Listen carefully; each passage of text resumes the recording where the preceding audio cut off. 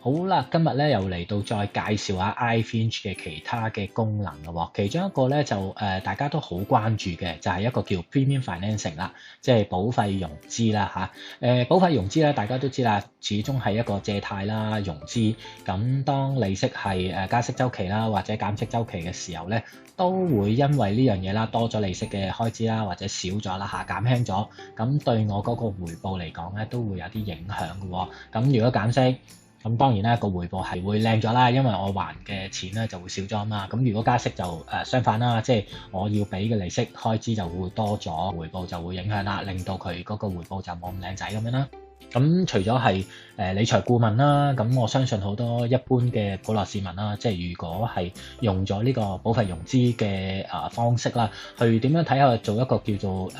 leverage 啦，一個叫槓桿式啦嘅方法咧。究竟對我嗰個回報有啲咩影響咧？咁而家咧就入去呢個功能頁啦，去睇睇究竟當加息減息啊，或者係整體如果係個唔做保費融資又點樣咧？咁可以做一個比較，大家去睇下啦。咁呢度咧我就預先咧就擺咗一啲即係市場啦嘅其中一間公司啦嘅一啲保費融資嘅一啲數據咧就擺咗上去啦。咁當佢嗰個嘅首天保單價值係24萬啦，做一個叫做保費貸款嘅比率咧係90%，咁所以咧佢就可以借到21萬6啦。如果而家市場嗰個貸款利率咧係即係平均係4厘啦嚇，咁用一個叫做20年嘅還款期啦，係睇睇個回報係如何咯。咁當然啦，做一般嘅樓宇按揭咧，我哋有息除本減啦。當然啦，喺我哋嘅即係保費融資上面咧，通常我哋用一個模式嘅，就係叫做還息不還本啊，即係只還息，但係唔還本嘅情況之下，會係點樣咧？咁我就當係改翻啦。咁而呢張亦都係一張美金保單。咁究竟個還款啦係會係點樣嘅？咁當然啦，利息變化都會係頭先所講係一個非常之重要嘅因素啊嘛。咁所以我哋就去睇睇啦。究竟如果係利息減咗1厘，或者係加1厘嘅時候，即係當然啦，喺4厘上面加或者減啦嚇。相信熒光幕咧，大家都睇到啦，即係4厘係一個標準利率啦。加減1厘嘅時候，當然啦，如果變咗做3厘，佢嗰個還款每月咧就會變咗係540蚊啦。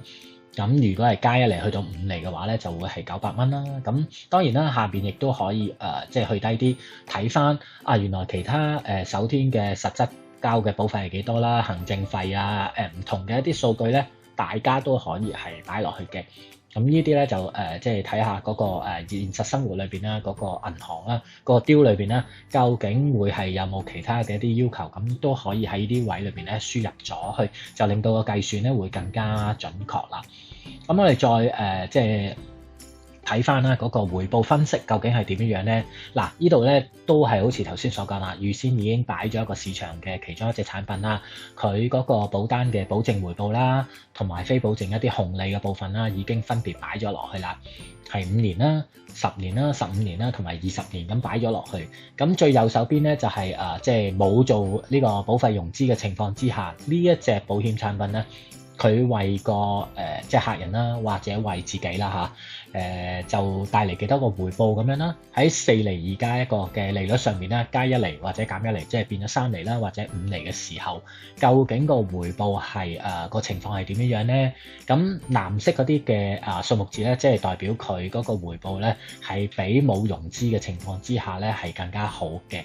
咁當然啦，亦都可以係就住你自己嘅個人需要啦，去翻左手邊呢度大家見到啲上下次序咧，其實同即係成個iFinch 裏邊咧嘅功能咧係一模一樣嘅啫。如果我譬如話我想即係改做8年，第8年個回報又係點樣咧？咁當然啦，改咗呢度8年之後咧，即係喺翻個建議書上面咧，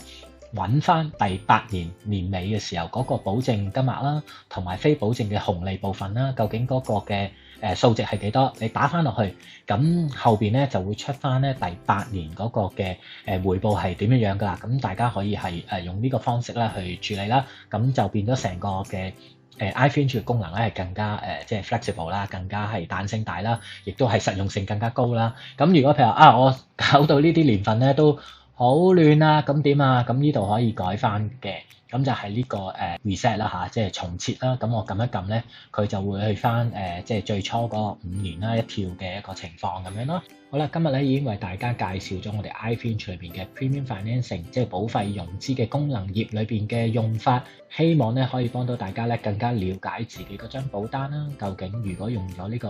保費融資呢種方式去槓桿嘅投保嘅時候，嗰個保單嘅回報因為加息減息點樣影響你啦，亦都點樣可以幫到你嘅。咁啊，多謝晒大家，拜拜。